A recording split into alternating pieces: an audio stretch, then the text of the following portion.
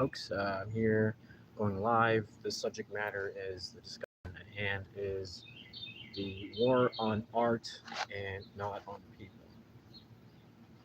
So welcome to the discussion. Um, we're gonna go inside the trailer here in a minute because I don't have privacy. So I've asked for privacy and I'm just not getting it. So we're gonna go in the trailer here in a minute and we can start really getting into the discussion. I'll tell a little bit of my story, some of the things I've experienced, and at the end, just kind of give you my advice, my best advice on, on viewing the world and being an artist, and actually being an artist, and approaching the world as an artist. Or if you feel like a calling to be an artist, well, then this is it for you. This is it for your discussion. It is a bit windy out here, and the lighting is terrible, so I like to start off by just uh, doing a little introduction here. You can go to my podcast section and find all these discussions. You can go to my playlist, find original music, and other topics and things that I do that are outside of this, right? So again, thanks for being here. And as tradition, before I do anything, I apologize in advance if this is a kind of a put off for you, but I smoke marijuana and I have my license to do so. I bought this at a dispensary.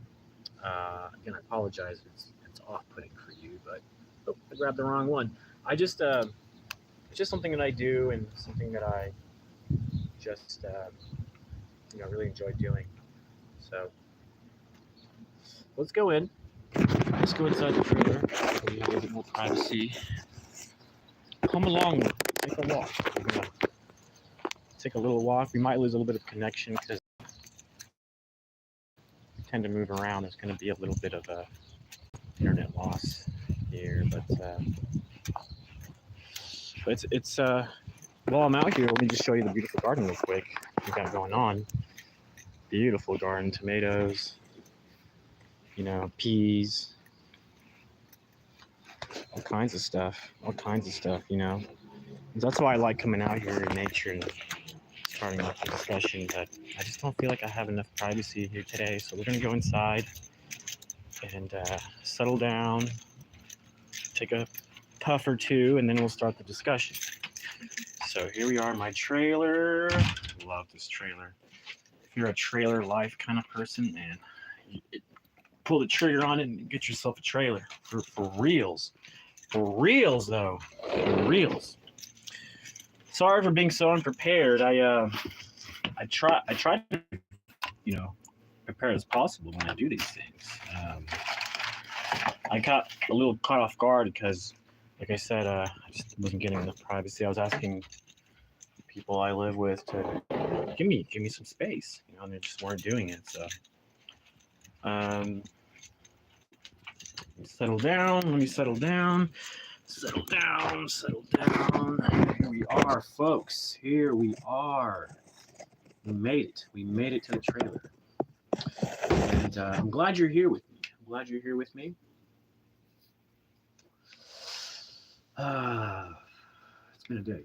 I've been really hitting it hard on YouTube and just figuring out a rhythm to the habits of doing YouTube and stuff. So bear with me. Here we are. The art of war. The war on art. You could say that being an artist is a calling, but I could also say the other argument is that everyone's an artist. Everyone's an artist. You're born. It's inherent. And just because someone paints on a canvas and puts it out there, that alone, you could say, oh, that's an artist. But you can be an artist in various fields. You can be an artist as an accountant. You can be an artist as a marketer. You can be an artist as a banker. It's how you utilize your creativity. And some people become professionals and they use their creativity that way. And that's really truly the same as being an artist. Now, if you get lost in the mundane and you're just like an ant, like a foot soldier, just doing everything they say in a lot of ways, then you're not really an artist, right? You're just kind of going through the motions of just being there and doing your job, and you're creating what they call the default life. They call it a default life. Everything you deal, they call it keeping the wolves at bay. You could say the default life of having a family, the bills, maintaining a household, all that stuff. The groceries, the maintenance of the home, the taking care of the kids, making sure the kids grow up right. All these things, that's default life.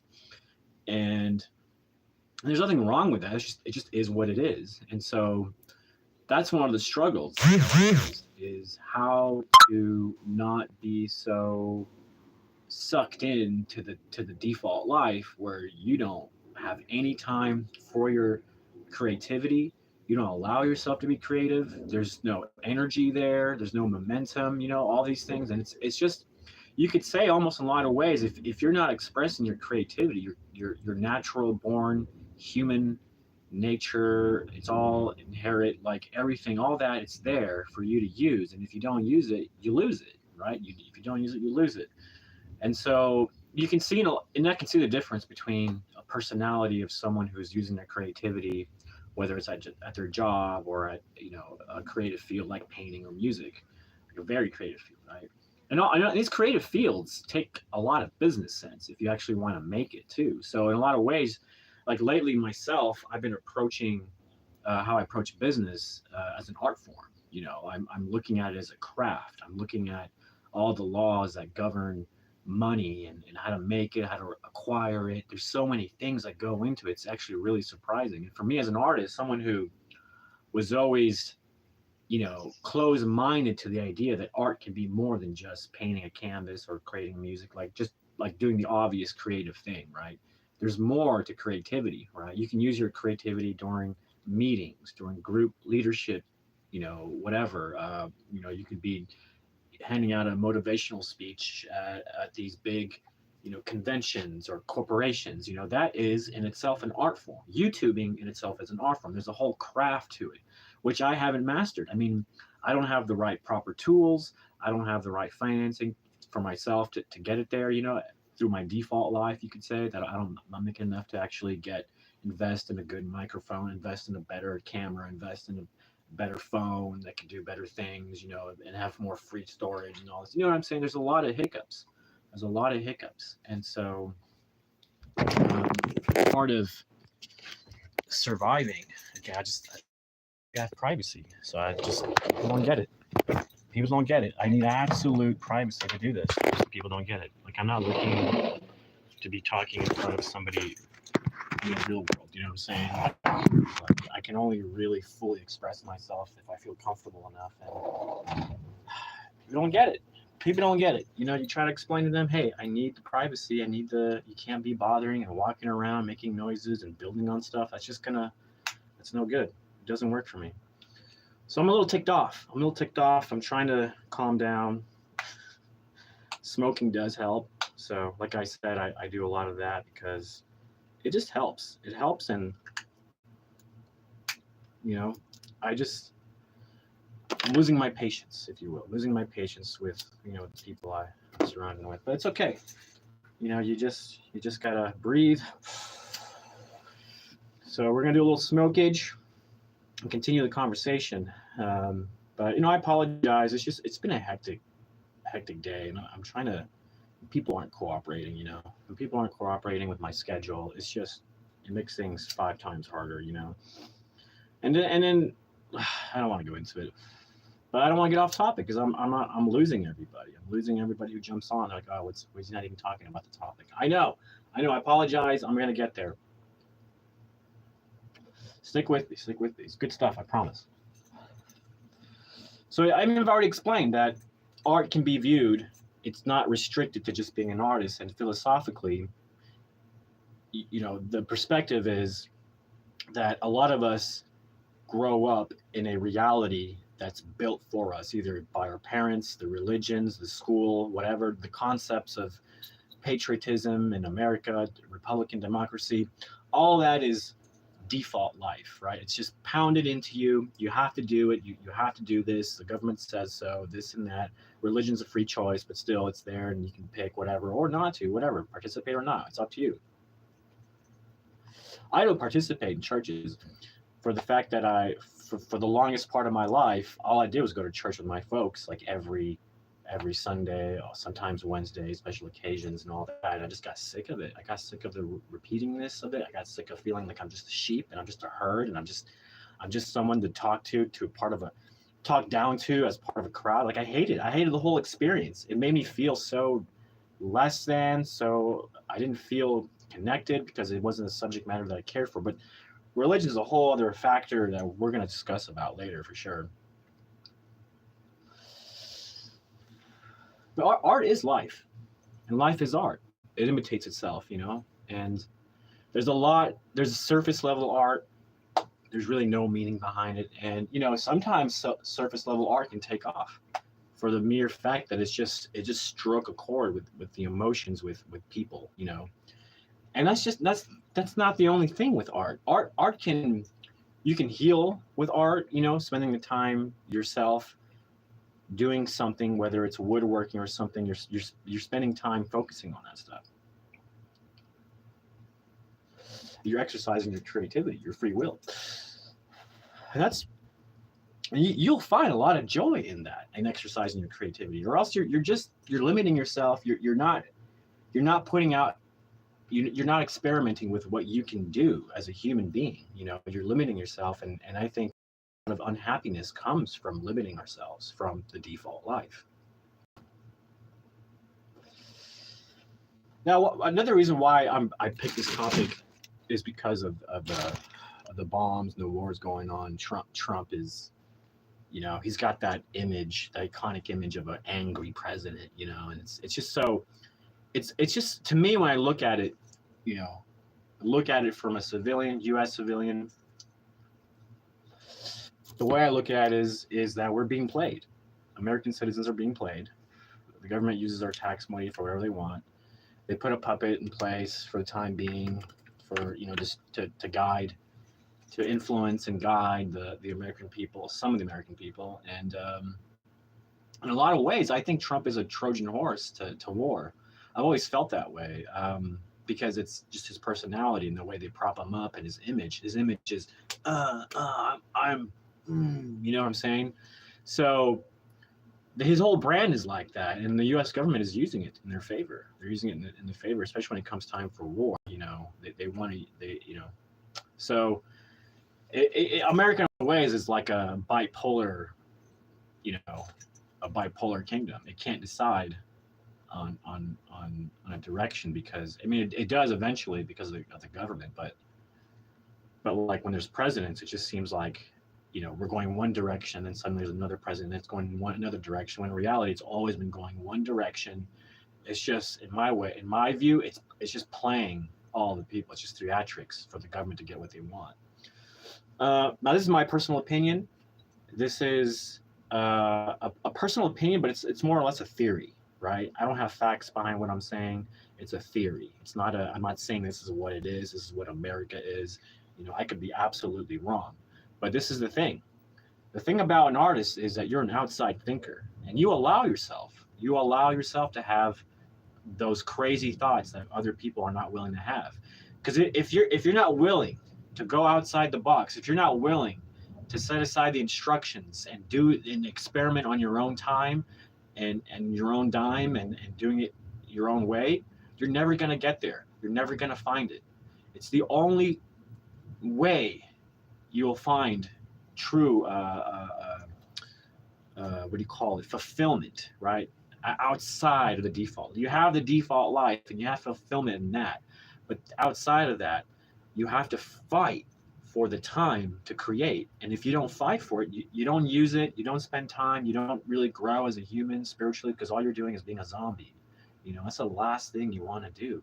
You don't want to find yourself being a zombie all the time. It's okay for you to break some social rule standard for you to experiment creatively. It's completely okay. It could be the gardening that you do. It could be, maybe it's not macho to do gardening. Well, who cares? You know, maybe you found your creativity through gardening, and you're growing beautiful plants, and you're designing the landscape. There's creativity there, lots of creativity there. So please, don't be afraid. Don't be afraid of what others will think of you. Don't be afraid if no one's supporting you. Don't be afraid if people think it's a bad idea for you to express yourself creatively. You know what I'm saying? So you got to watch out. You got to watch out. You really have to realize that a lot of people around you are the ones who aren't allowing you to be creative, and that could be a serious like issue problem, and it could be that they're against it for reasons of like we're worried about your future, and there's a fear that's like casting a shadow over the opportunity for their son or their child or daughter to become like a serious artist, you know, not just an artist but a creative person. And you can be a creative person in any field. You can be creative in karate and MMA fighting, you can golf and sports. Michael Jordan, look at his creativity on the court, outside the court, his personality. You know what I'm saying? Is the way he dressed, his brand logo and name and all that. It's all an art.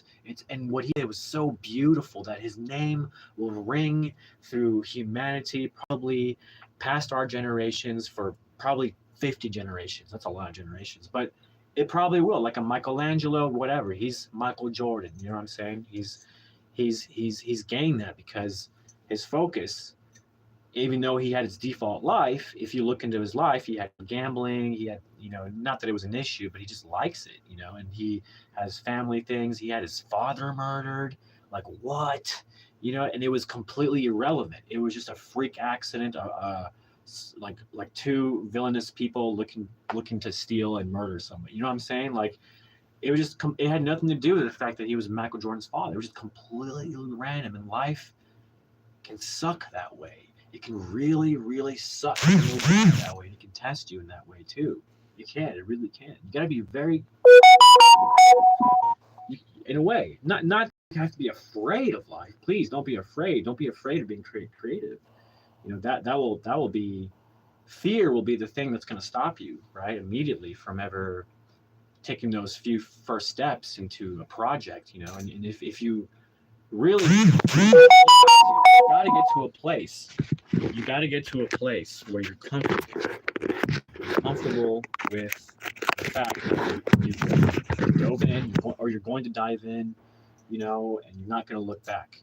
You dive in, you're not going to look back, and you have to be very comfortable with that. You know, get your mindset right. You know, it's all about the attitude, and I talk about that in other videos. You know, it's almost a solution to every single problem is the attitude, right? The attitude you have on things, the perspective you have on things, right? So my let's get to my story now. Now we talked a little bit of philosophy of the war on art and not on people, and we'll get to not on people here because art can be so revolutionary, and for communities, for people at large. One piece of art could become the face and the symbol of a nation, and it could be the symbol of resistance. You know, it could be the symbol of courage for a whole nation. Not just that. I mean, this is historical. These things happen. You know, if you look at terms of back in the day, you know, years and years ago, Nicaragua had a very serious problem with their children being able to read and whatnot. And so the artists in that local area would paint posters to teach people how to do certain things. You know, wash your hands before this, you handle this or that. You know what I mean? And that helped bring up a community.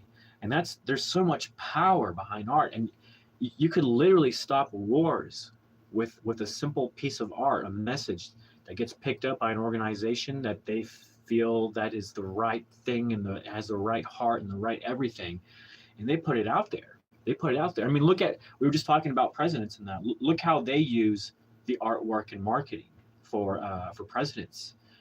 Look at Obama, for instance. And I'm not saying Obama like a negative thing. I'm just saying, look at Obama, and do you remember that poster design, the artwork that had red and blue and it said hope, and it had like a circle with like a circular flag. It looked very, let's just say what it is. It looked very socialist. I'm not even gonna lie. It looked socialist but patriotic at the same time, and it looked really. He looked presidential, and experts say that single piece of artwork poster that was designed, and the guy that was hired, I think he was like from a different country, I think even, like, it not only influenced artwork around the world, it influenced the election. That single image, the hope image of Obama, was the most popular like image artwork created politically, at that time, and it exploded him on the scene. Yes, he was campaigning, yes, this, but it was the piece of artwork that circulated much faster than he could go out campaigning, traveling city by city. Yes, you go city by city campaigning, but the artwork got ahead of him, and it created a sensation around him. It made him a superstar. It made him a center of attention, a legend, whatever you want to call it. I'm just saying it for what it is. I'm not praising him because I'm for him. I'm just calling it for what it is, as an outsider looking in without bias. The marketing, the artwork behind that was genius, and look at Trump. His art, his brand, it's so what is it, Uncle Scrooge? It's the gold. It's the presidential look that looks like he owns a gold castle. That's the image he portrays. That's his brand. His look betrays that. He's got the little red, vibrant red tie that attracts attention to him. He's got that perfect cutout kind of blue suit, white. You got the red, the white, and the blue. He's like the most patriotic of all presidents. He's showing you through his brand that's what he is. He's the most patriotic president that there is. And I don't say this because I love the guy or hate the guy. Again, I'm just approaching it from a philosophy and perspective as an art. What it does to people, how it influences people, the sensations it causes when it hits right. When it hits right, the temperature is just right when it comes to political things, political temperature, atmosphere, whatever you want to call it. The season where it gets really hot, people are looking for art designs, posters that are really inspirational, eye-catching, that they know when you see it, they go, whoa.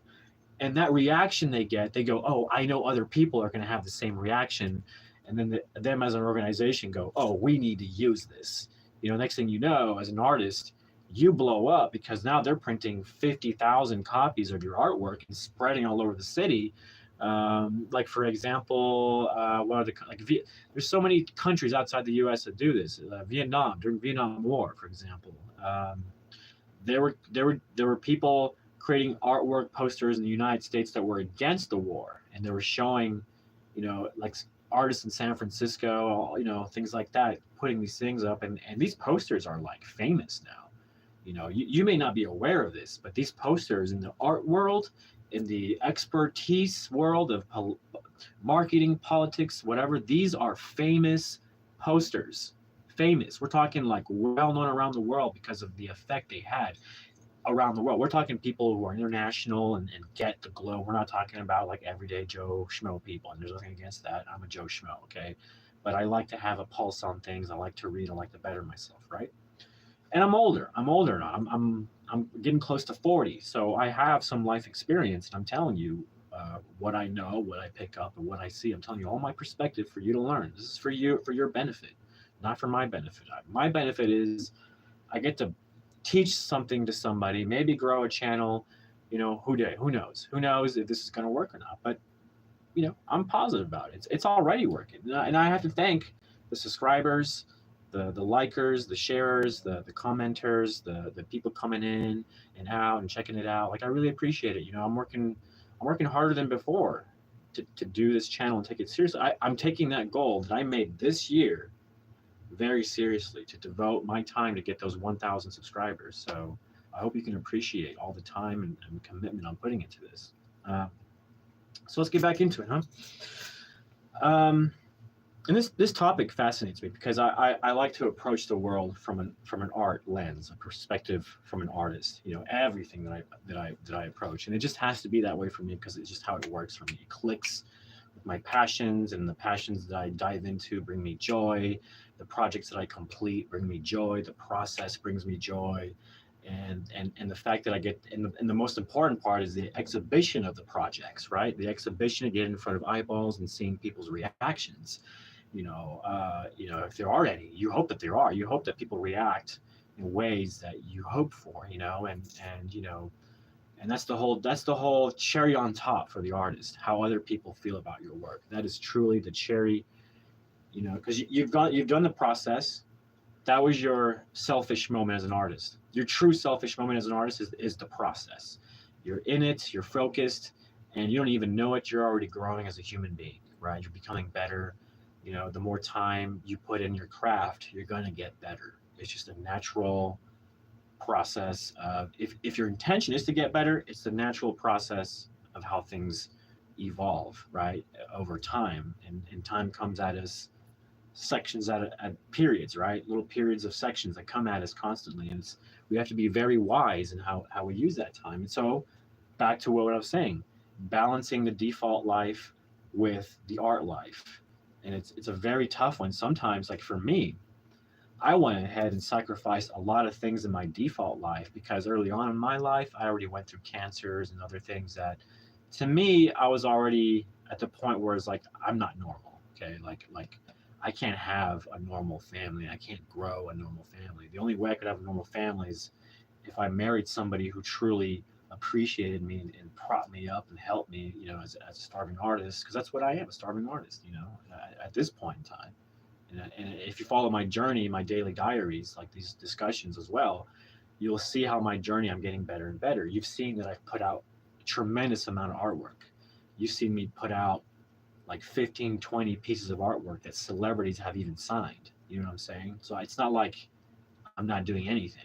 But the fact is that I haven't placed the pieces in a way that is going to be economically beneficial for me. I don't have that system in place yet. It's just something that's lacking in my life, and it's a goal that I'm going to do. Right? These are goals that are going to be on my list to do as soon as I finish like the goal of achieving 1,000 subscribers. Right? One goal at a time, and one focus at a time. Like a racehorse running forward. I talk about that in the other discussions. But anyways, let's get back into it. So now that I've kind of told you a lot of the perspective, philosophies, examples, and how it plays into politics, and how politics use it to manipulate people to get what they want, to harm others. And that's why there's always going to be, and it's almost a responsibility, if you find it in you, a calling.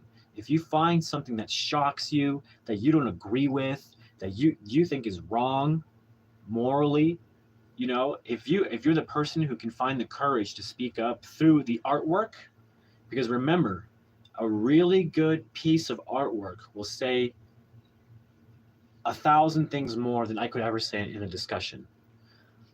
It truly will. It will connect with people, and it will be shared amongst people like wildfire. It will catch like wildfire because it represents the people, the community, in a way that they like and fits their agenda, and they're going to use it, right? If it's the resistance or a dictatorship, right? They both use it. And like true to life, there's the good and the bad. There's that dividing line. There's the evil side and the good side, From our human perspective, from nature's perspective, there is no good or bad. But for us, because we're aware of this as a creature, a human being, we're aware of good and bad, that it's necessary for us to pick up the fight when the bad is winning. And bad can be, like I said, a path to war is bad. It's not good that we're at war. Nobody like there's a pressure to be patriotic, but it's not good that we're going out of our way to destroy people and bomb things and destroy people's families and belongings and homes, destroying their default life, completely shattered. Kids who lose limbs, they have to grow without a limb, and they have to grow now with this bitterness that a country destroyed their homes. They have to deal with that for the rest of their lives, and that's not easy.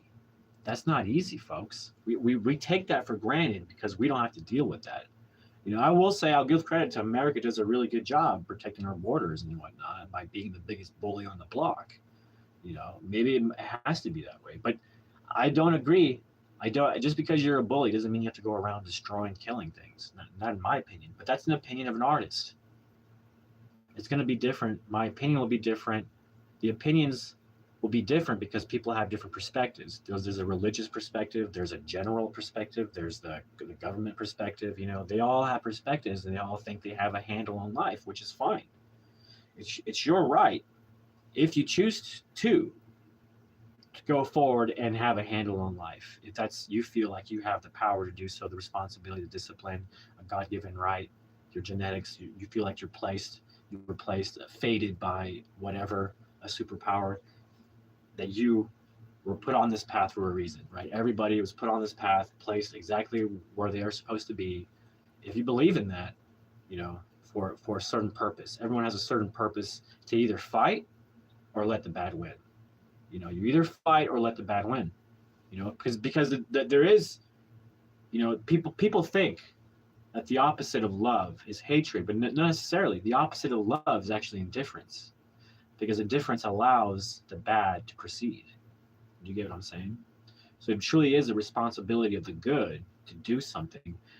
And one thing you can do, at least from an artist's perspective, if you want to try to voice, of something that needs to be voiced, that needs a face, that needs a marketing tool, that needs a symbol, then presto, it becomes a national, widely accepted thing, and now the whole world knows about it. And that's the power of art. That's the power and influence of art. And so if the community is facing a dictator, then they spread these symbols, this poster around all over the place, and it fires up the community. If you know what I'm saying, and these are things that happen historically in places outside of the U.S. These small countries that have to deal with dictators. If you look at the history in art, it shows how one piece of poster can defeat a whole dictatorship. One symbol that people can get behind can destroy an entire dictatorship, and that is the power of artwork. The power of artwork. So, you have to decide. If you're going to use your creativity. If you're a person who's never really dove in, here's your chance to dive in. Trump is bombing Iran places. There's an opportunity here to voice an opinion against the war, right? Because it's the right thing to do, and do it through artwork, through posters, through marketing, right? And you don't have to tie your name to it or anything, but it'll get out there, and it could get out there and go viral, just like any video does here on YouTube. If you're really good at what you do, if you're really good at what you do with art and your poster design, it can catch fire like wildfire and be revolutionary. So, and these things happen around the world historically. So check it out. It's that's the power, the true power. And so it's your responsibility, if you take it that far, if you want to take it that far as an artist, to say, well, what is my responsibility as an artist? What is my responsibility? Do I have a responsibility? Now, there's something clearly I see is wrong with the world, and I know about it. Do I just stay low or do something about it? That is the dilemma, the question. Because if you do something about it and your name's attached to it, you might get a lot of resistance back from these evil people. There's a concern, there's a danger, of course, there's a fear. But then again, if you allow fear to win, if you allow the fear to win and stop you from doing incredible artwork that the world needs, think about it that way. You as a human, you were all given this natural talent, the way, just as natural as we think, breathe. Think of it as another tool in the toolbox of humanity, your creativity. Your creativity that starts here in the head, your ability to create images in your head before they're even in the real, what we call the real world, right? The dimension we live in, the dimension we currently inhabit. without choice. We didn't choose to be here. Not, I don't remember choosing to be here. Do you? I don't. So in a lot of ways, this feels like to me a dimension that we were placed in, that we went through, like a literally a gateway through our mothers. Spiritually came in through our mothers and came out, and now we're part of this dimension that is like materialistic. It's an interesting experience. um, and that itself you can look at as artwork. You can look at that as God's artwork, the ultimate masterpiece of masterpiece. If you look at the design of this dimension, you can look at that in itself as a huge masterpiece that we get to experience and get, and all the bad and all the good. And not only that, he gave us a choice. We have the freedom and choice to be creative, to choose where we want to be and where we want to go, if we put in the time and effort and intention and discipline. You know what I mean? So it's such a miracle to be living in such a grand, beautiful design piece of artwork. Now, you could say, I don't believe in God, I don't believe in anything. This is just like life, and it's just like we don't know. That's fine. It's still beautiful. You can still agree and say, even if you don't believe in God and this and that, you could still look at the grass and be like, holy fuck, these plants and the flowers and the trees, they're just so beautifully designed, like such beauty, such artwork. I mean, painters spend their lives mastering painting the reality, or bringing you an image, a distortion of reality that makes reality seem more real. That is the power of art. It's endless. And so this is what we talked about. We talked about how it influenced politics, communities, nations, how it can end wars, how it can influence wars if it's used as propaganda, right? There's just so much you can do. You can make millions if you hit it just right. If you hit the zeitgeist, the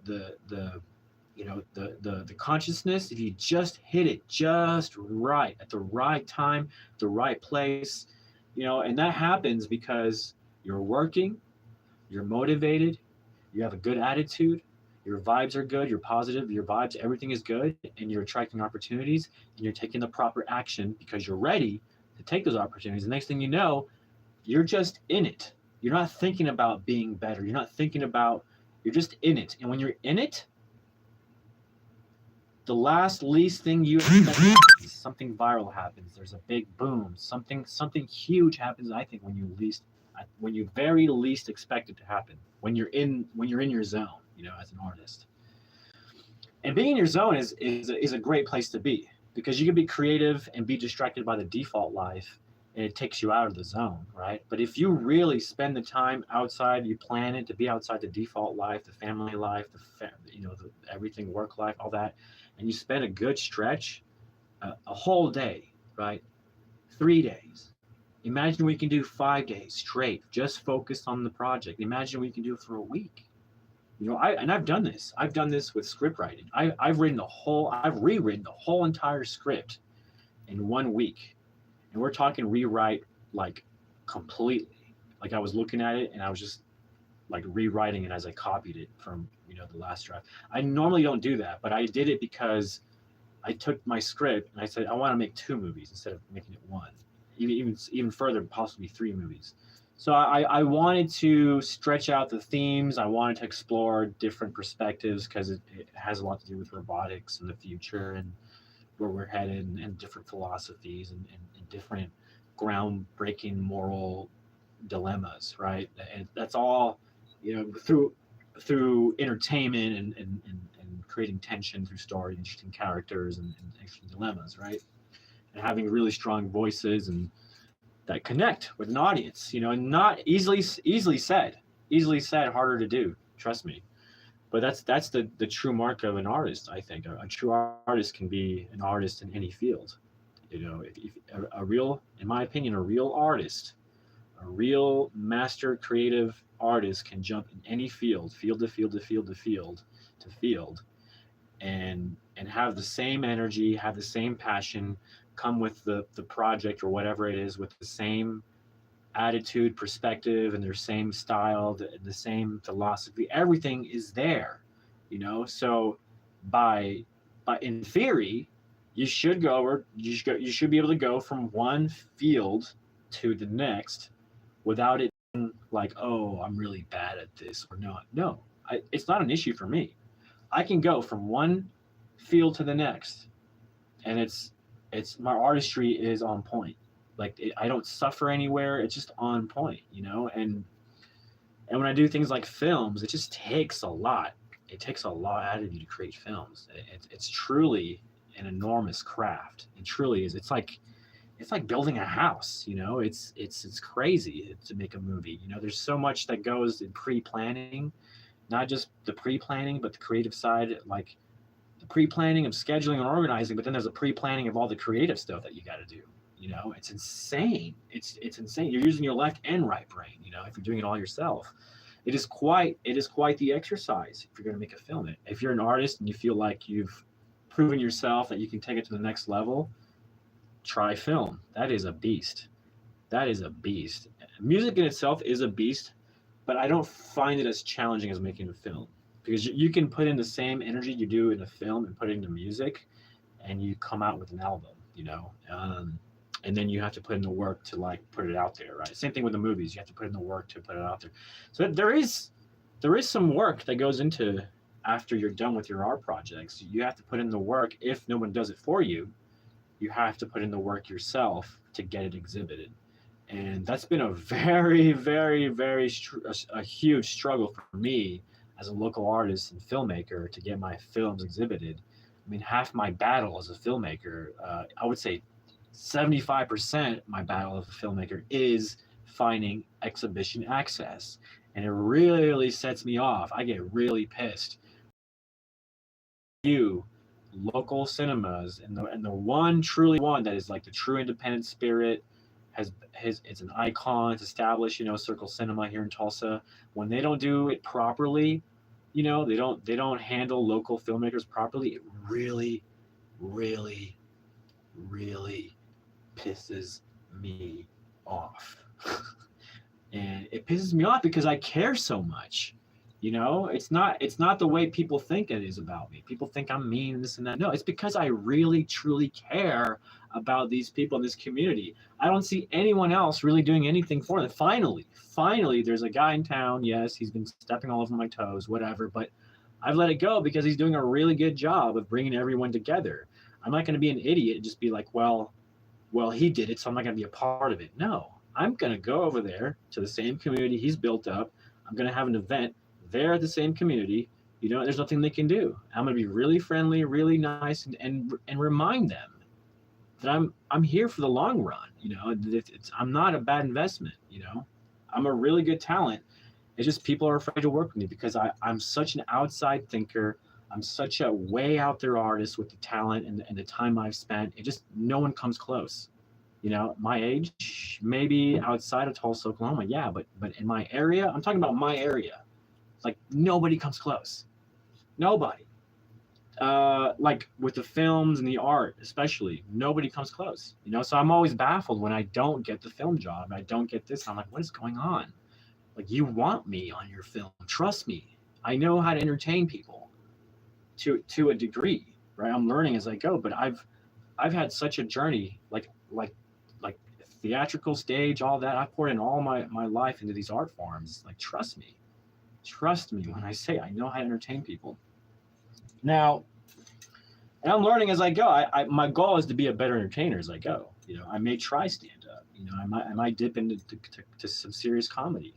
I say serious comedy because comedy is this really serious look at life in a lot of ways, and we're just making fun of ourselves. You know, like, and that's how stand-up comedians do their art form. They're informing the community, hey, look how bad we are as people. Look how bad I am. You know, let's laugh at it because that's our remedy. That's what connects us. That's what's going to connect us tonight.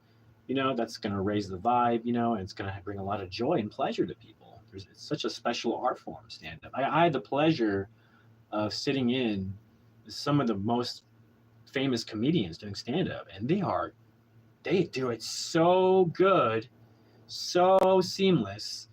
They get the crowd going immediately. The show starts. Immediately the show starts. They are getting the crowd going. They're laughing. And by the show ends, everyone is cracking their heads off. And that is a real master, a real true mark of a stand-up comedian. And I can be really tough and mean with local comedians because when they don't like get anyone laughing, but they're getting the fame and recognition because they're doing events every week, so on, so often. It's kind of a fake thing because you're not earning it through the laughter. You're not funny. You're just a brand name that you keep putting out there in people's faces. And one day we all hope you get actually better and you actually can do what the masters are doing. The well-known, famous celebrities, funny celebrities have been in movies and just been the most famous stand-up places in California, and they just know how to do it. They have it down. They know their stories. They hit their marks, their cues. They have people cracking. And even if they don't, they still find a way to do it, you know? So and that's why, like, you know, I'm not impressed by locals who just have a brand name out there they repeat by posting and liking other people's posts so they can get liked back.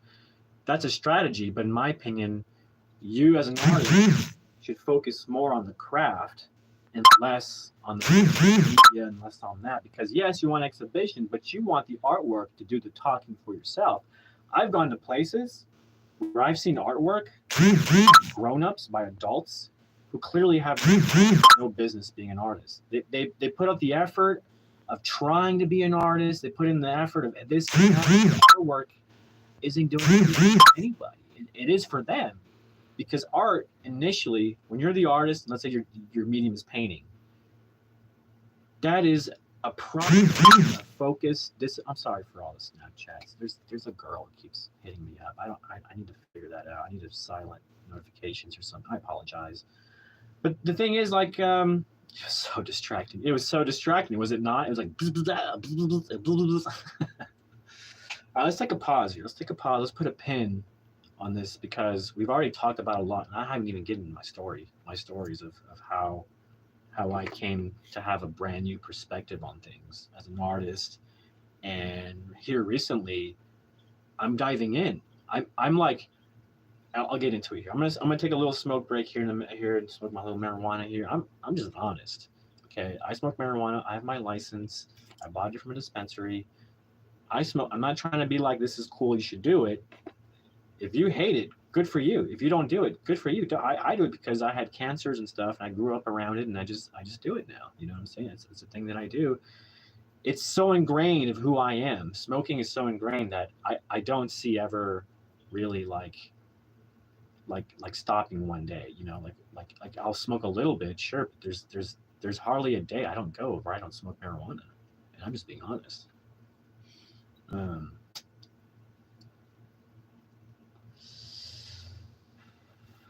So, you know, and that's the thing about art. It has to be honest. It has to come from a place of honesty for it to really be good, for it to have a real connection. Because people are real, you know, even if they put on masks, even that is an art form. They put on a front. People deep down are real people. They're having authentic experiences. They have an authentic personality that's just shy. They don't want to put it out there. They're scared. You know, they're scared of being judged and losing a job or this or that because you know, opinions. Let's all be scared of opinions. People are so afraid of opinions these days. When I was growing up in the States in the 90s, I don't remember that being an issue. I don't recall ever having an opinion be such an issue that you get banned or people don't like you anymore, you know, like just because you don't agree on opinion. Wow. You know, I did not expect that as an adult. I did not. But it's good when you find the right people who don't, you know, you have your opinions and they're not going to hold it against you, you know, they're not going to hold it against you. But like I said, if there are people with an agenda and there's money involved, there's greed involved, there's gains over people's lives. When we're in that situation, It's not a good situation. You know what I'm saying? It's not a good situation to be in, at least morally, from a standpoint of moral humanity and for all that's good, you know, for all that's good in the world. So let me tell you about my story now. Now that we've kind of gone through all the concepts and how art can have such an effect, and honestly, it's those brave souls that took the courage to use that creativity, that has changed the world in a lot of ways. So you never know. It could be you. It could be you. You don't know. You don't know. Life is like that. Life is you could think you know where you're going in life, and you could do all the things and you're expecting to be there, which, manifesting has a big part of that. Being positive, sure you'll get there. But life is still, there's still so much unknowns. You don't know.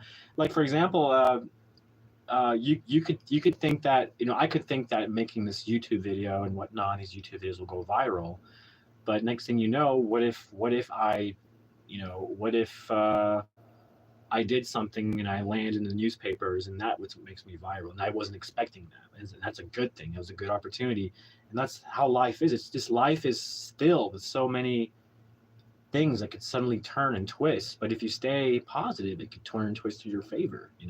Sometimes it can feel like it's going bad, but then the outcome is really good, and it's all about staying positive when you're facing these things.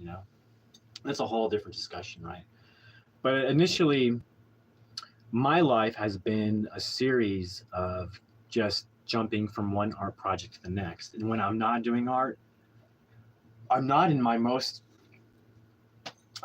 best version. I don't feel like myself. I don't feel like I'm doing the things I need to be doing. I don't feel like I'm in the right place. I feel completely out of place, and my personality starts changing because I'm focusing so much on this job to make money and have a certain lifestyle that I think will bring girls. That's a whole different story. But check this out. When I finally just came to the conclusion, and I'll just put this in here, because handling relationships is in itself an art form, and I've become a lot better at it. And and that's something I'll talk about here in my story. I'll bring up here in a minute. But it's surprisingly how long it took to get through all the concepts and give many examples of how artwork can be so tremendous. And there's a choice, especially in a time of war like this, high tensions. There's a choice to make as an artist. Are you going to choose to propagate killing other people and hurting other people, or are you going to choose to propagate the opposite, peace? That's what everybody wants. Nobody wants to get hurt. Nobody wants to go through a horrendous experience of things getting fucked up and destroyed.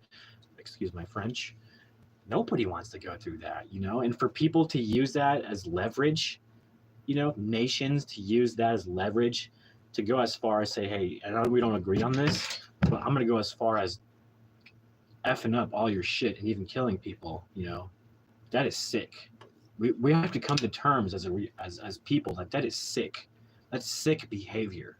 That's like we put people in jail for being murderers, and suddenly it's okay to murder other people in a different nation. How is that okay? How is that okay? I don't understand it. I don't. So there's a moral disconnect, at least from that perspective. I get it from a perspective of defense and the security of a nation. I get all of that. That's not my field. So I'm just telling you my perspective as an artist and my view of the world, right? And so there's going to be different opinions. That's okay if you don't agree with me. If you agree that war is a good thing for the longevity of the nation and the people and the peace that we have here in our land, then so be it. I'm not going to fight you on it. I'm not going to try to convince you otherwise, because you are who you are and you have your perspective, and I am who I am and I have my perspective. And at the end of the day, some perspective win and some don't. It's just how it is. The world is always shifting. The world sometimes will shift to wartime, and then suddenly it's in peace, and it's just constantly shifting, constantly. So that's why, as a person, as a human, you make sure you check yourself. You check yourself, your own vibe. You're on your own journey, and so make that an art form. Make your journey an art form. What you do with the time that comes to you, allotted to you, that's just coming towards you like energy. Like, what are you going to do with that time? In itself, it's an art form, you know. Myself, you know what I do? So I've been enhancing my skills as a musician, as an artist. I've been pushing my brand name as someone who is like has a tremendous work ethic and is really creative and talented and is like, well, I won't stand for BS and I won't be bullied. You know, like I have a really strong presence and people know about me in this town, in this community. And I've had people say, you know, you have an important voice. You're really important. And I'm like, no, I'm not, you know, and I really don't. I don't view myself as important. I just view myself as having value as a human being. And I think some people don't even do that. You know, they don't give themselves enough credit, enough value that they're okay with allowing others to walk all over them. And you have every right to be like, I don't care who you are, Spielberg, Trump. I don't care who you are. You don't have just because you have this and that and that. What, you think you have the right morally to walk all over me? No, you don't. Not morally. Maybe physically you can do it, you know. And the universe allows for bullies to happen. It allows for people to take what they can take, and it allows it for what they can keep. If you can keep what you can keep, you keep it. There's no universal law that says, oh, he stole that, so the universe is going to deject you. No, that's why we have police and stuff and laws and courts. You know, we have to do that as human beings. The universe will allow it because it just allows for things to happen. You know, it's the field we're in. So as an artist, we you know, that's another thing. Shifting perspective is really important. Being able to shift perspectives and not being stuck on a perspective, and then suddenly you're an echo machine, a propaganda machine for that perspective. You want to be careful with that. You know, as an artist, a true artist will have their own opinions. You will form your own opinions. You yourself are an individual, and and I think the most successful cult artists are people who know how to create a world for you to jump in to enjoy. You know, they're creating a whole world, not just an art piece. They're creating a whole world, and that's another thing about art. You can create worlds with art, and even with animations, video games. You know, people escape into art because reality can be too much. And there's healing in that. There's actual healing in escapism. You know, and it can be toxic if you're not taking care of your default life. You're just ignoring your responsibilities. That's gonna have a toll, and I can tell you from experience. I'm really bad as an artist balancing my default life and my artist life. It's very difficult. It's very difficult. It's tricky, especially if you were like me and all you did was devote to art, you know, and not really pay attention to having kids or all that stuff, you know. And I don't, as an older adult, I don't, you know, I don't look back and go, oh, I missed my. No, I had a cancer. I had testicular cancer at 13 years old, and at that point I couldn't have kids. That was it. So that was a strong traumatic realization I had to come to terms with. And at that point, and I talked about this in my backstory and my burning out story and all the other stories. Like, there's a factor that played in why I devoted my life to art and becoming a better artist and my talents, because I couldn't have kids. You know, at that point I was like, all right, let's devote my time to art. So, you know, and it doesn't have to be that extreme for you. You know, you could find your reason and excuses to not have a default life, to you know, family, do this and that. It's you know, it's okay. It's okay to be the kind of person that says, listen, I know I'm not the kind of guy who's going to settle down, get married, and have kids and do the whole thing. You know, it's okay. Not everyone's meant for that, and not everyone is meant to have this kind of lifestyle. This like bachelor lifestyle, you know, where you're just free. You're just free. You're an independent, free thinker. You're free from the default life, you know, to a degree, you know, and you're just like, you know, you start to become a focal point for people to find dopamine, chemical dopamine release, either through the artwork or the music or the videos or the funny or the whatever. You know, that's why entertainment is such a big deal for humanity, because it helps us through our suffering, and that in itself is like artwork. Like I was saying, artwork can heal people. It really can, or it could traumatize them. I mean, you could make a really horrific, scary movie and seriously traumatic the shit out of people. Sorry for my cat. But it's all in good fair game. It's all good for entertainment purposes. So it's never a waste. We're always learning, and so you can learn through movies without actually going through the horrific things. So we grow. Even going through horrific, like getting scared from a movie like Jaws or Aliens, we as people enjoy, right, escaping, but then we're learning, we're getting information, and we're learning. It's interesting how, and then those stories become our like legends, and they're tied to our emotions and our dopamine release. Like it's such a crazy connection that people don't realize, that a lot of surface artists don't realize there's a whole lot going on. And if you truly understand as an artist, you have potential to really go viral, to really be a cult figure. And that's a whole other thing. That's a whole other topic as an artist, and being a cult figure, you could stand for something. You could be a stand for, you could stand for peace. You could stand for rebellion. You could stand for, goodness. You could stand for mistakes and coming from those mistakes and being a better person. There's just so much you can do, right? So that's another interesting about the whole power of art. So let me go on my backstory now. I think I've already said enough about the concepts and the effects that art can have on humanity, positive and negative. And your participation is so important in all of this, right? As an artist and as an audience, the participation has to be there. There has to be an equal, I give, you take, and then you give back. And it's a repeatable process. I'm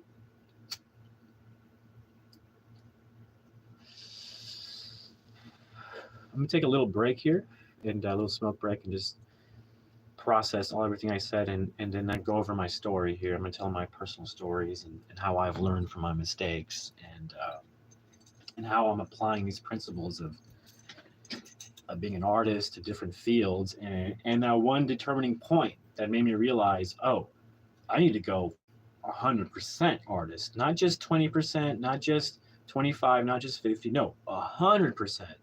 Maybe not even 100%, but like 120%. And it was a long journey for me to get here. A long journey for me to get here. I'm 38 years old, so some people as an artist blow up when they're young, and they're very lucky. They're very fortunate, and they can continue on doing what they do and keep growing. And some artists for some reason stay obscure for a long time until either they die, and then people realize the genius, which would be a sad experience. Nobody wants to be in a position where you're a starving artist for the rest of your life, and then you don't go anywhere, and then suddenly you get discovered, but you're dead. That's not the best experience, I would say. You're not going to get the fullness, but you're not going to enjoy all the fruits of life, I don't think, if you allow that to happen. Don't allow that to happen if you're going to be serious about going forward as an artist. That should be number one. Don't allow yourself to be stuck in poverty as an artist. It is your job as an artist to get out of poverty through your passions. And most people today, especially with AI, they're becoming more creators and more artists because our time is getting freed up. In our modern society, we have so much time to put into things now, and so we're very lucky. And in a way, people may look back at this time, if things get worse in the future, or it just changes completely to where it's just so different, they're gonna look back at this time and go, "Wow, this was like the real gold rush hour of our history of humanity." I mean, people talk about the Renaissance, but look at our time period. Look at all the electronics we have created, all the buildings, all the skyscrapers, all the achievements, whether they're fake or not, whatever. Like going to space, whatever, you think it's real or you think it's not, whatever. Like those are amazing achievements that we have done as a society, as humanity, as we are alive currently. People are going to look back and go, holy mackerel, we were intense. We were one of the most intense generations to have walked on this planet. So it's a beautiful thing to be an artist today. You have the capability to create, and so you better do it. You better do it because you have one life, and if you let it go by, you're gonna miss out on bringing joy to others through your artwork. You're gonna miss out. You're gonna miss that one thing that you were supposed to do on this planet, and for others, perhaps you missed out. But it's okay. It's okay. It's if that's what you want to do in life, that's what you want to do in life. Each their own. Each their own, and then let them live. Let them live. Each their own. Let them live. So let me go to my stories. I said I was going to go to my stories. So I've been an artist my whole life. It's been apparent since childhood. My parents, my brothers, like, oh yeah, you're an artist. You're very talented in painting and drawing. Growing up, I was sketching, pencil sketches, and just really good at that. I got into music. I got really good at that. I never got to the point of making money or anything. It was just something I did as a hobby. My artwork was just a hobby as a child. My filmmaking was a hobby, all that stuff. And then because I stepped away from painting and drawing because I found it so boring. It's just like you're just there alone. And I wanted to be around people because I was just already so bad with people. And I wanted to really put myself out there and just get a sense of that and be authentically friendly with everybody and connect because I'm such an introvert. I'm such a lone wolf. It's ridiculous. It's ridiculous how much of a lone wolf and independent thinker I am. It's just crazy. So much to the point where I might get myself in trouble sometimes. So I'm learning to navigate being independent, but still being, thoughtful of other people,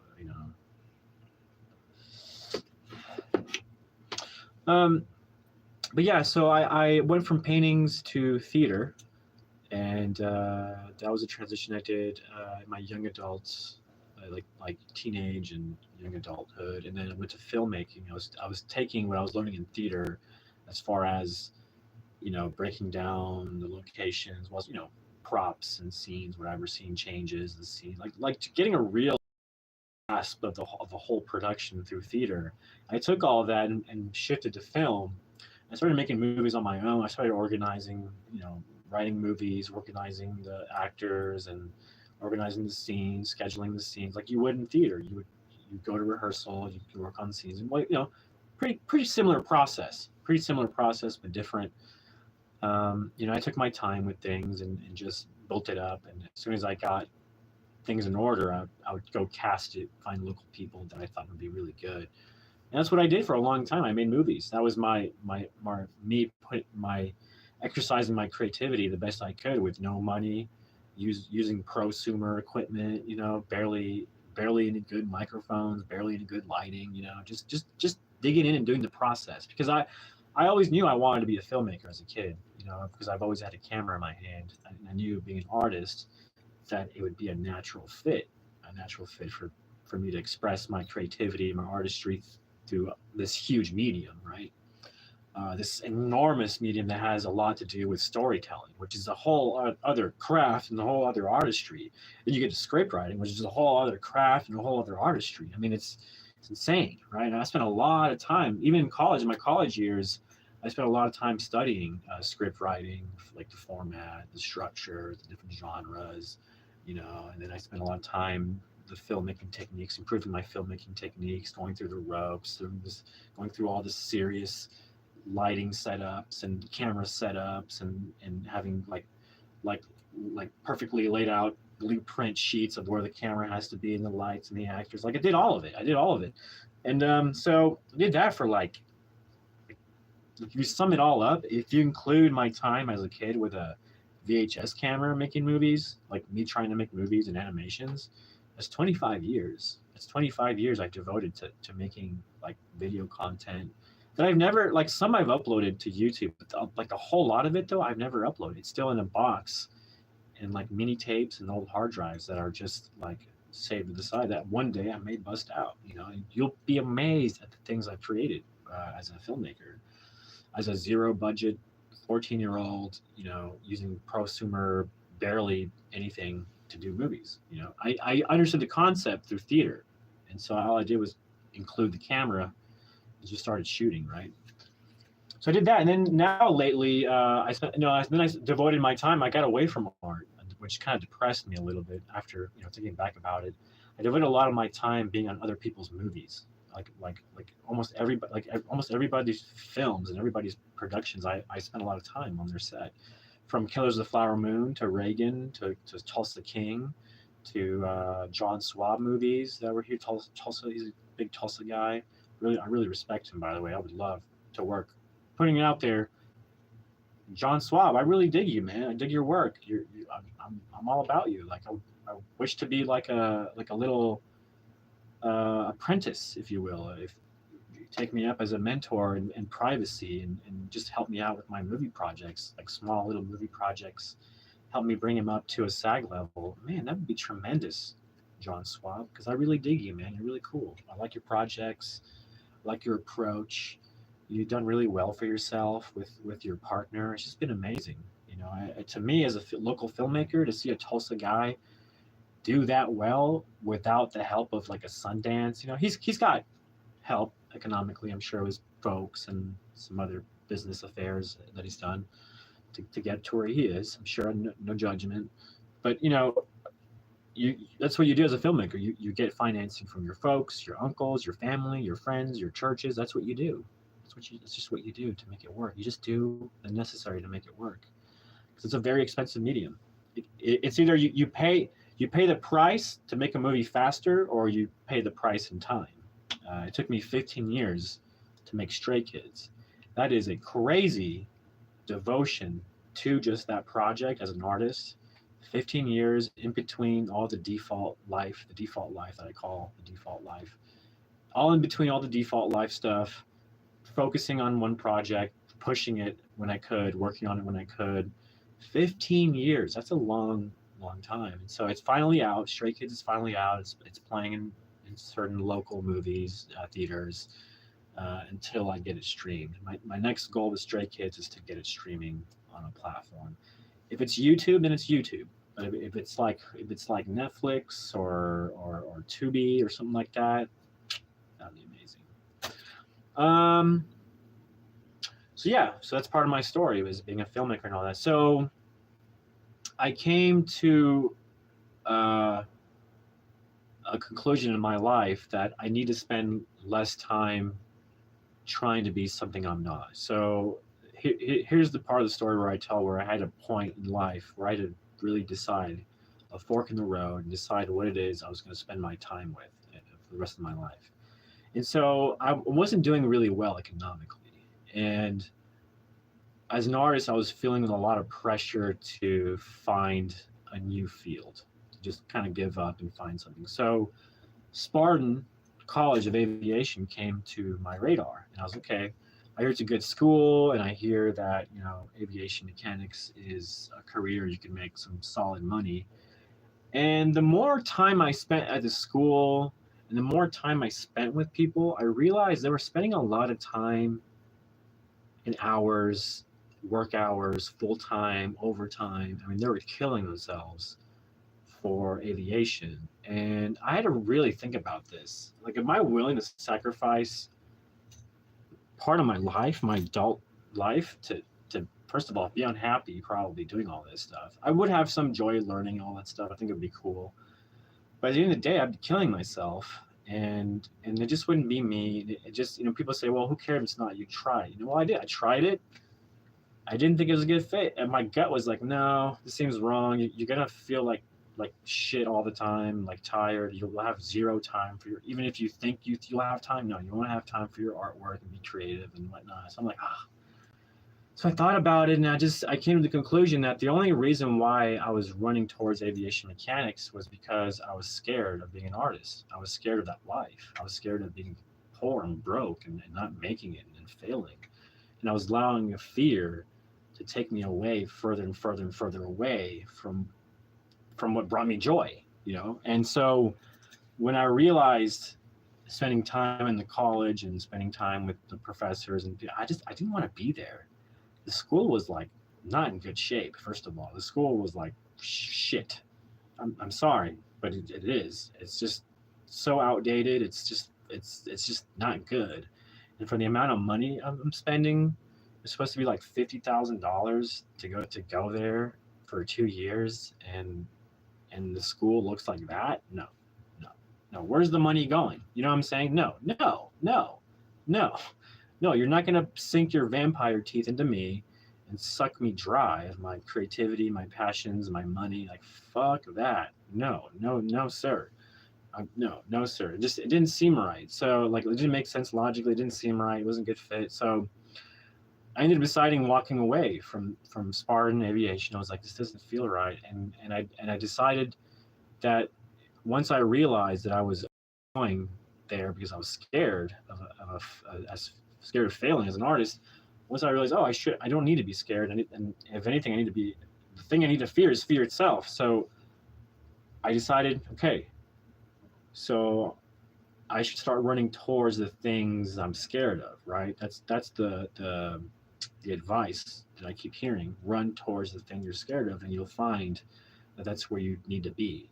And so, me being me, the shy, introverted person that I am, anything that had to do with the stage, filmmaking, being in public scared the shit out of me. So that's why I pursued it. And so, YouTube scares the shit out of me. Having to be straight face to face with somebody and learning the ropes and spending time, devoting time to this, and that's time spent. You're not going to get back. And if it doesn't work, it doesn't work, and you're not going to get that time back. And so there's all this, but as an artist, it's really important to fight off those negative thoughts. It's part of the process, like anything else. In any field, you should be fighting off the negativity.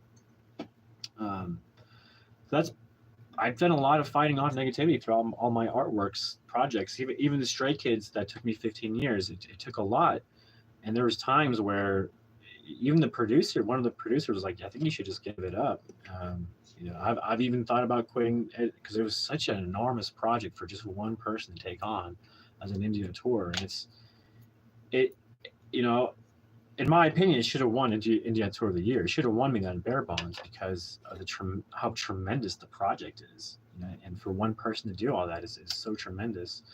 But I wasn't mad because the other guy that won it, I felt he deserved it too. I saw his film and what he did, and I thought it was really good. I really enjoyed it, and I really liked him as a person. And so I was like, okay, you won it.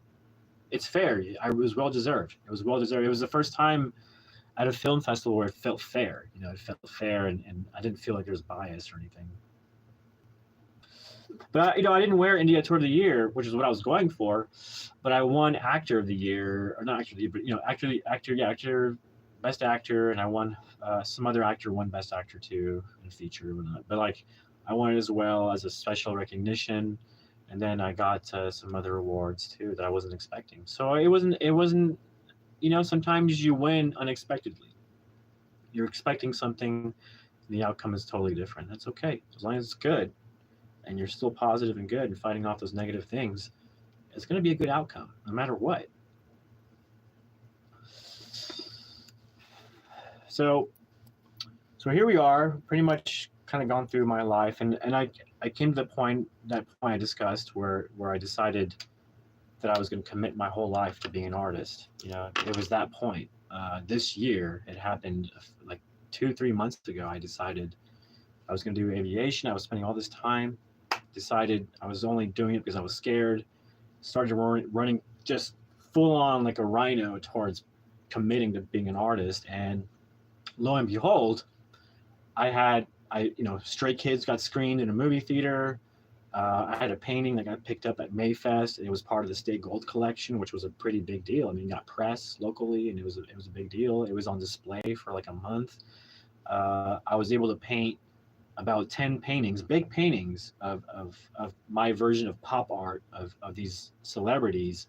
And I've got 6 of them signed, I believe, by these celebrities. I got to meet celebrities, and this is all because I decided to quit pursuing aviation. I was like, okay, aviation will be my security. And look what happened. Look at all the marvelous things that have happened in my life as a creator. Sure, I'm not as rich as I want to be, or this or that, or blah blah blah. But still, it doesn't matter because I'm happy. I know the money's coming in some way or some form. At some point, some dots are gonna connect for me, and it'll make sense, or I'll meet the right person to help me, whatever, blah blah blah. And I'll get there. I'm not worried about it. I'm not. My whole worry or concern is just being able to focus on the artwork and not being distracted, and just being careful about those negative thoughts and those distractions. But I had kind of a hard lesson to learn. The realization, and then the other realization was from doing the live reads that I do. If you join me, I read a lot of books. There is you always learn a lot from books and experts, and I'm taking a lot of it, I'm applying it to my life as an artist now. And one of the biggest things I need to do in my life is just treat people better, and just, like, just be more aware of them, and just give them time, the day of time, time of day, and not be so aggressive with winning, being the best, and all that. Like, sure, that matters to everyone's individual journey, but it doesn't have to be to the point where you're aggressively having conflict and business problems and there's issues. Like, that's obviously not the way to go. And so I've really learned the hard way that's not the way to go in business and negotiating. I've learned a whole new perspective. I've shifted my whole, everything about my philosophies. I'm tweaking, and how I approach life, art, business, relationships. It's all being tweaked.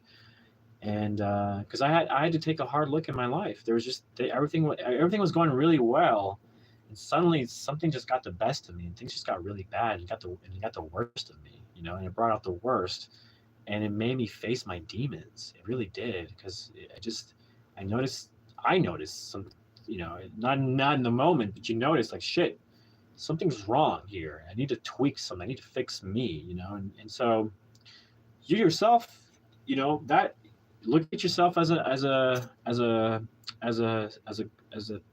canvas. You have to work on yourself. It's never ending. It's an art form in itself. It's really important to work on yourself, and visualize a version of who you want to be, and hope that that's the best version that you're going to be moving towards, and not the version that you are currently, that's causing messes and left and right, and like, that's not the version I intended to be at all. But what happened is, I got there because of all the bad traits I have, and all the just things that were affecting me from my childhood. I had to take a serious look at all that stuff. So yeah, as an artist, it's really important to have good relationships, and to keep those relationships, and to maintain them, to feed them, feed them as if they were like a plant that you have to go water every now and then. You gotta cultivate good relationships. It takes time. It's not magical. You have to spend the time with people, and really get to know them, and give them the day of time. Just, So, and I've seen that with some people here lately, and I'm really impressed. I am. I've kind of got a little disband from these communities, but it's okay. It doesn't affect me at all. I'm pretty thick-skinned, and I always come around. But I'm impressed. It's well done. The fellowship that I see creating really good. That's another thing that you need to have as an artist. You need to have support. You need to have a fellowship. It was something I was trying to create, but like I said, I had so many bad experiences as a child that were affecting me in the present, that were affecting all my relationships, and how I viewed life, that I had to go back to the drawing board of like who I am, and just kind of tweak things as an artist, the artist of me, of working on me, and not hurting others, not being aggressive, not causing this friction that makes people uncomfortable. It's got to be the opposite. It's got to be the opposite. It can't be like that anymore. So it's really important. Relationship as an artist is really important. That's key to your success.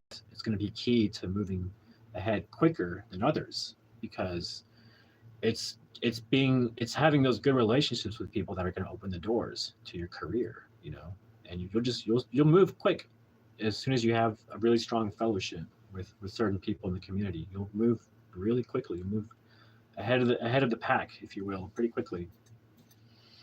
So I learned that lesson pretty harshly, and so I'm doing something to kind of get back in good graces, I hope. So I'll work on that.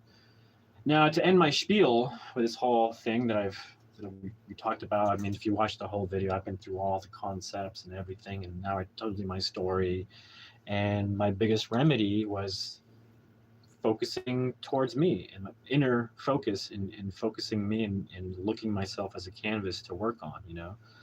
So that was the ultimate way I could spend my time, I thought, these past few months, you know. So, and looking back, it's been really good. Looking back, it's been really good. It's brought me here to a really good place. So I really recommend always taking time to better yourself in some ways, tweaking your recognizing your patterns and tweaking your traits. It's really important as an adult to do that, you know. So that's my biggest tip, I guess I could say, is work on yourself.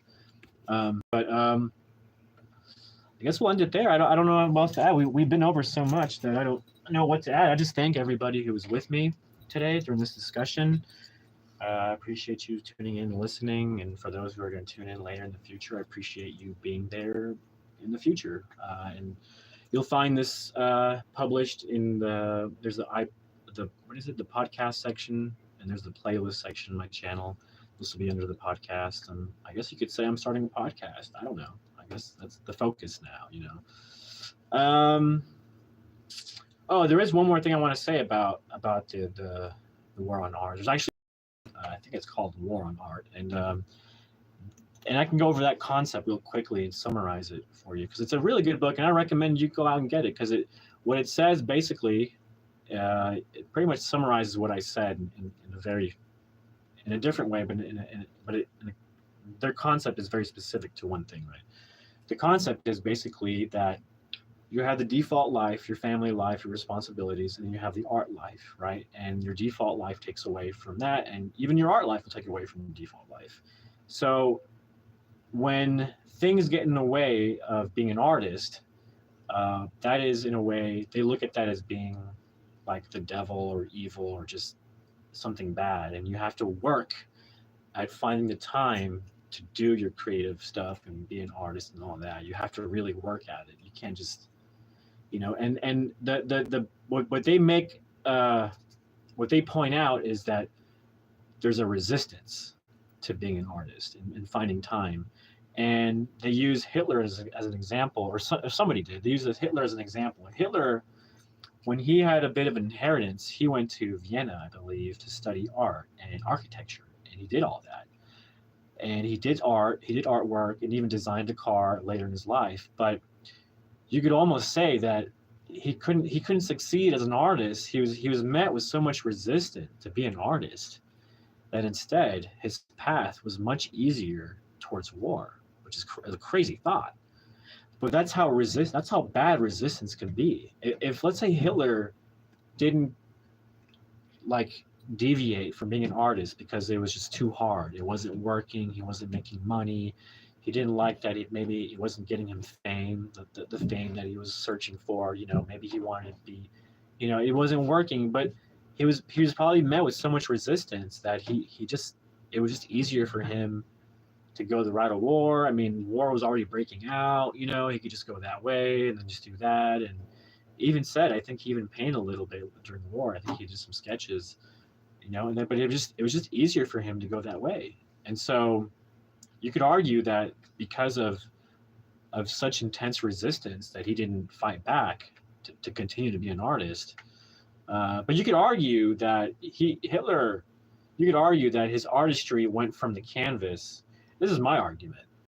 He was, maybe it was, you know, him being an artist, just being recognized as a painter.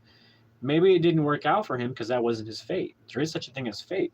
To say that he wasn't creative as a dictator would be a shortcoming, because he was very creative. He was an artist.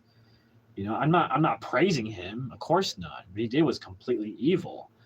But I mean, he used his creativity for evil, you know, and again, whatever you may think of it, it's probably controversial. You could argue that he was just a puppet, like how all our presidents are.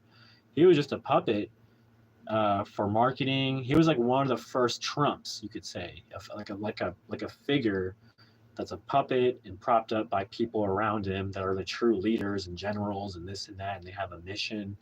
and Hitler was part of being a puppet and focal point and the face of, and that's what I'm saying. What I was saying earlier, how an image and a symbol can go viral. I mean, they use the red, Nazis, the opposite of peace symbol, whatever, and they used the red, and that was their image. That was their posters that they used when there was, before they had all the flags and stuff. That was their first marketing impression that people saw. And when people saw the red and the symbol, it was like pop art. It was so intriguing. It got to them. It spoke to them, and then it became a symbol of a certain community, socialist community, that people were driving towards. And you had Hitler, who was an artist at speaking. He was a true artist at speaking. That's where he was using his creativity. He was dramatizing his speeches and getting everybody pumped, and he became the central. He himself became art. He became an icon. He became a cult figure. In a lot of ways, he is an artist, whether you want to agree with it or not. He still was an artist. He was met with some resistance as a painter, perhaps. He didn't get the fame, the icon, legendary, he's infamous, but he could have been, probably, had he stuck with the art, maybe throughout his life, and stayed away from hurting others, and buying in and selling out to a military organization where his creativity was being used, and he was being used, and he was probably, in a lot of ways, you could say, once you're part of a mafia, you can't leave a fucking mafia. They'll fucking kill you. So who knows? When Hitler was younger, who knows? They saw his creativity. They used him as an orator, his creativity as an orator, as an artist, as an orator. And there's probably a point where Hitler was like, I don't want to do this anymore. And the general was like, no, you have to do this. We'll fucking kill you if you don't. Who knows? Who knows? You know what I'm saying? History was written for us. I'm speculating as an artist, individual who looks into things and I allow myself to have non-judgmental perspectives, okay? You're allowed to do that as an artist. If you're like what do you call it? A Karen, Susan, whatever, this is not for you. You're going to be very judgmental. This channel is not for you. This channel is for non-judgmental people who know how to change perspectives without it being their whole lives. You know what I'm saying? Like just because I spoke about Hitler doesn't mean that's who I love. That's not who I praised. It was just a topic, a subject matter. Let's not get crazy, okay? Because that's what happens in today's world. People would take snippets and reuse it against you and be like, look, he's a Hitler lover. You know what I'm saying? That's happened to me. So you gotta be careful out there, people. You gotta be careful. You gotta be very careful out there. That's them using your own art against you. You know what I'm saying? And I hate that when that happens. That's happened to me. That's my only warning I could say as an artist. Be careful. Be careful of other people who have more power, who use you as an artist because you're getting money, you're getting comfortable, right? Be careful. You might get used and not even know it. Next thing you know, you're stuck and you're part of something you don't even want to be. Maybe you're not even allowed to get free from it. You know what I'm saying? You know what I'm saying? No one's thought of that. I'm like probably the first person to really think about that perspective. What if? That's what you do as a writer, as an artist. You're a what if guy constantly, and there's no judgment. There cannot be any judgment when you write a script. You're not judging the bad guys. You are free from judging characters and artwork and this and that. No, there is no judgment. That's not for you. It's not for you. That's for other people to do. Judgment is for other people. If they have that disease where they judge other people, and that's what I call it, then whatever. That's their problem. As an artist, that's not your problem. Your artist is to spark emotions, hit a nerve, controversy, whether it's like anti-war or whatever. That's your job as an artist. Get people thinking, get people stop and look, get people even motivated, in a lot of ways, and inspired. So there you go. There's my whole spiel about the war on art, and I agree. There is a resistance to going out and fulfilling that what you want to do, you know, and creating those artworks. There is some resistance, and you're gonna have to fight. You know, you're gonna have to put in effort, time, energy, schedule it. You're gonna have to do it in order to get there. You know, that's part of the job. It's part of the job as an artist. You know. Well, okay, folks, that's it. That's it. We're done. We're done. I had my spiel. My name is Lasso. You can find me here on YouTube and find my podcast section, these videos. I do little funny shorts, music things, and I'm just kind of building it until I grow into either a real musician or a stand-up comedian or an actor. I don't know. I don't know what's going to happen. I'm open to mentorship, projects, film projects, art projects, collaborations, you name it. I'm open. I'm open, folks. I'm open for business. All right. Thanks for being here. Thanks. If you can, give me a sub if you want. If you like what I'm doing, the like, the shares, that all helps the channel and all that. So thank you. Thank you, and go forward in peace, my fellow human soul. Goodbye. Goodbye. Till next time. Till next time. If I can X out of it. Got it. See ya.